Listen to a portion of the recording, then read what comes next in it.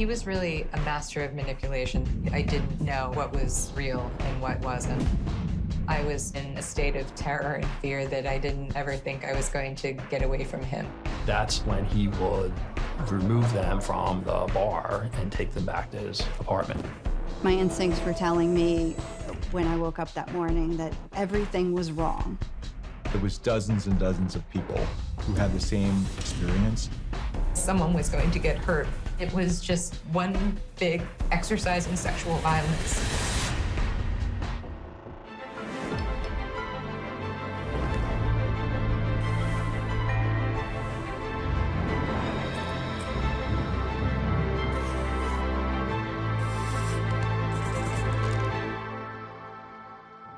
"24-year-old Jessika Rovell grew up in New Jersey and is in her second year of law school at Rutgers University. Everything was just going really well. But going into the winter of that year, I realized that the thing that was missing in my life was a guy. I complained to one of my girlfriends that there just weren't any good men in the world anymore, and she laughed and said, "Oh man, do I have the guy for you." It's early December when Jessika heads down to the Hard Rock Cafe in Philadelphia for a blind date with Dr. Jeffrey Marsalis. I got there first, and when he walked in, I was honestly kind of underwhelmed. He walked in a black t-shirt and black jeans, and he was really pale. And he had this kind of weird flat top haircut. It definitely wasn't love at first sight. He talked a lot about how he was a flight surgeon in the Navy and his work as an emergency room doctor. There was something I found attractive about him. So after the date, Jeff walked me to the train station, and there was no goodnight kiss, which was fine with me at the time. You know, I wasn't sure even that I liked him. And Jessika isn't sure whether Jeffrey likes her either, until she gets a call from him the following week asking for a second date. When we went out for the second time, we actually decided that we were going to get Chinese food and watch a movie at my house. We set up the movie and started eating, opened a bottle of wine, and, you know, just talked. We were having a pretty good time, and we got through most of the bottle of wine, and suddenly, I have no idea what happened. I do remember being in my kitchen and him kissing me. And that was the last thing that I remembered until the next morning.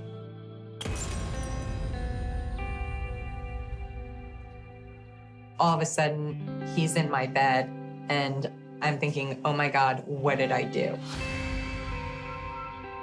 But when he woke up, he told me what a great time he had last night. So I just said to myself, you know what, like, I might as well at this point go out with him again, you know, since we've already gone there. And at some point, it turned into a relationship that at first was really nice. It's been barely 2 months since they met, and Jeff goes radio silent for periods of time. Jessika becomes suspicious until one night when he tells her he has an important confession to make. He said that he was a non-official cover agent for the CIA. It's not that he wasn't an ER doctor and he wasn't a flight surgeon. He was, but they were both a cover for what he did for the CIA. There were periods of time when he would go away, that I wouldn't know where he was or where he was going. And during that time, he always said that it was because he was off fighting terrorists. On their first Valentine's Day in 2002, Jeff tells Jessika he wants to show her where he works. Jeff said he had something really special planned for us. And we went from his apartment to the hospital. He then proceeded to take me to the cadaver lab. He opened drawers with dead people, you know, showed me different organs. And suddenly he ripped off the guy's arm and then chased me around the cadaver lab with it while he laughed maniacally. When they return to his apartment, Jessika is furious. I remember grabbing my bag and just telling him I was leaving, and he blocked the door. He wouldn't allow me to leave. Despite this deeply disturbing incident, Jessika and Jeff continue to see each other. Over the next year, Jessika launches her new career as Jeff continues to serve the Navy and CIA in his undercover capacity. He would be going off on what he called missions. He's playing me recordings of what he says are him interrogating terrorists in Afghanistan, and all I hear is screaming. Jessika thinks the pressure of Jeff's work or some unknown stressor is making him increasingly controlling. He started isolating me from my friends, getting me to a point where I needed to rely on him for comfort, for friendship. He talked about killing people, so there was definitely a part of me that was quite sure he was capable of doing that to me or people I loved. Jessika becomes scared in her relationship. I would literally go to the gym and do an aerobics class and then run 10 miles a night. So I had an excuse to not be near him because I was just afraid. After more than 2 years of dating, Jeff pops the question in April 2004. You would think like getting engaged is supposed to be this like happy, exciting thing. But by the time that, he brought it up, I was already in that state of terror and fear that I didn't ever think I was going to get away from him. So I said, okay. And that was it. Back in Philadelphia, Jeff's abusive behavior continues. He busts open the drawer and just starts screaming at me. He's got a shotgun and he's pointing it at me and he's just screaming, "I'm gonna kill you."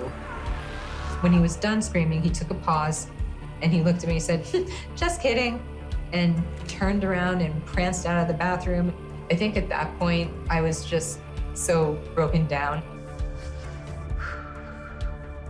And something just, clicked in my head. And I said, I can't do this anymore. And I hung up on him and I immediately called 911 and said I needed help. I needed help. The police arrive and escort Jessika safely downtown to file a temporary restraining order. It could have gone the wrong way any number of times. Handling it the way I did actually may have saved my life. Jessika gets an unexpected call from the manager of his apartment building. She called me and said, "Hey, I think you need to call the Philadelphia SBU." And I was like, "Oh, okay. Why? What happened?" And she said, just call them. The special agents tell Jessika that Jeff is accused of raping at least 2 women while she has been engaged to him. There came a point when I was talking with the detectives that kind of a light bulb went off. And it all kind of came together. The last couple years of my life were basically one big date rape. I came to understand that it wasn't just me, and that was just so scary. The first victim that came in said she met him on a dating website. Well, they went out on a date. She said they had a couple drinks, went back to his apartment. She woke up with him on top of her, and she came in and made a report. By this time, it's too late to conduct a rape kit or drug test on the victim. But police obtain a search warrant for Jeff's apartment.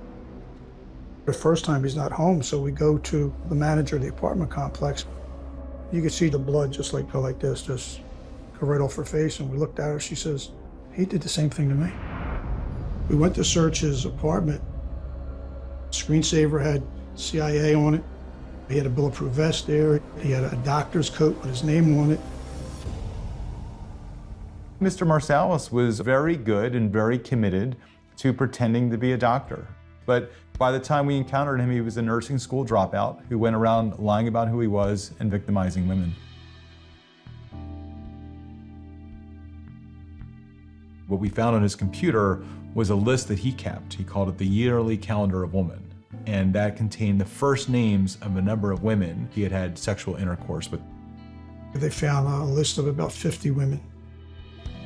Jeffrey Marsalis is arrested in April 2005. I think the strength of this case was the volume of victims who did not know one another, but yet their stories all were very similar. The prosecutor chooses the 3 cases he will present at the trial. I was a witness. They called me the glue that brought everything together because he was doing all of this while we were together. Marsalis's defense attorney told the jury that the victims were lying and that this was all some kind of misunderstanding and that Marsalis was the real victim. Marsalis looked very smug and confident.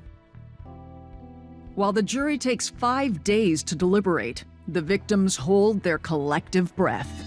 The result came in, and it was an acquittal.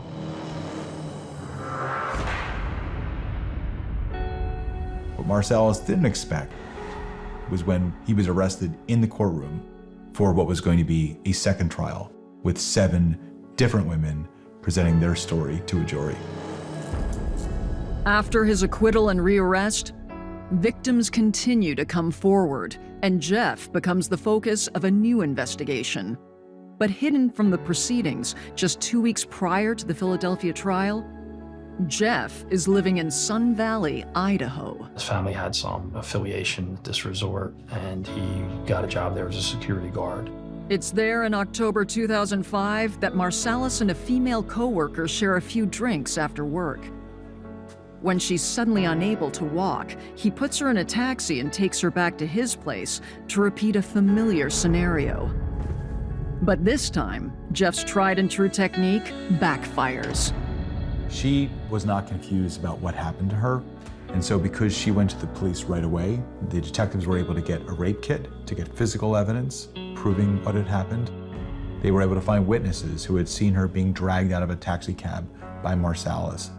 This was exactly the kind of evidence that we did not have in Pennsylvania because the victim came forward right away. Now, with another trial pending in Idaho, Philadelphia law enforcement take Jeffrey Marsalis to trial for the second time.